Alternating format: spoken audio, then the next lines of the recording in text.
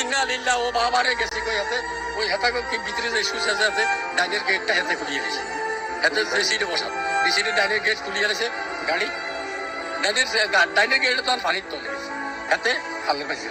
নিহতদের বাড়ি লক্ষ্মীপুর সদর উপজেলার পশ্চিম চৌপল্লী গ্রামের কাশারি বাড়ি। ওই বাড়ির ওমান প্রবাসী বাহারকে ঢাকার এয়ারপোর্ট থেকে নিয়ে আসতে মাইক্রোবাসে চড়ে ঢাকায় যান পরিবারের সদস্যরা। প্রায় 3 বছর পর প্রবাসী বাহারকে চোখের দেখা দেখলেও তাকে নিয়ে আর বাড়িতে ফেরা হলো না 7 জনের। আমার কুকুর আর বাবা মিলে বের হয়েছিল, পরে দুপুরে তারা এখানে একদিন আমরা ঘুমেছিলাম। আমার কুকুর ফোন ধরছে, ফোন ধরে কি হয়েছে কথা অজ্ঞান হয়ে গেছে। পরে আমি আমার আব্বু একই পরিবারের 7 জনের এমন নির্মম মৃত্যুতে শোকের ছায়া নেমে এসেছে পুরো গ্রামে। চালককে দ্রুত আইনের আওতায় এনে শাস্তির দাবি জানান এলাকাবাসী।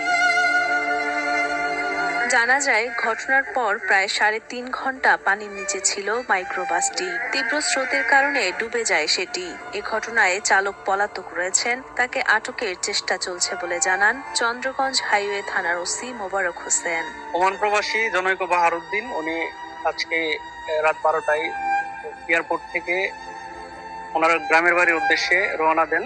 রওনা দেওয়ার পরে আপনার ঘটনাস্থল যেখানে নোয়াখালী জেলার বেগমগঞ্জ থানাধীন পূর্ব চন্দ্রগঞ্জ নামক স্থানে ওনাদের বহনকারী হাইস গাড়িটি নিয়ন্ত্রণ হারিয়ে পার্শ্ববর্তী খালে পড়ে যায়। খালে প্রচুর পানি ছিল এবং স্রোত ছিল।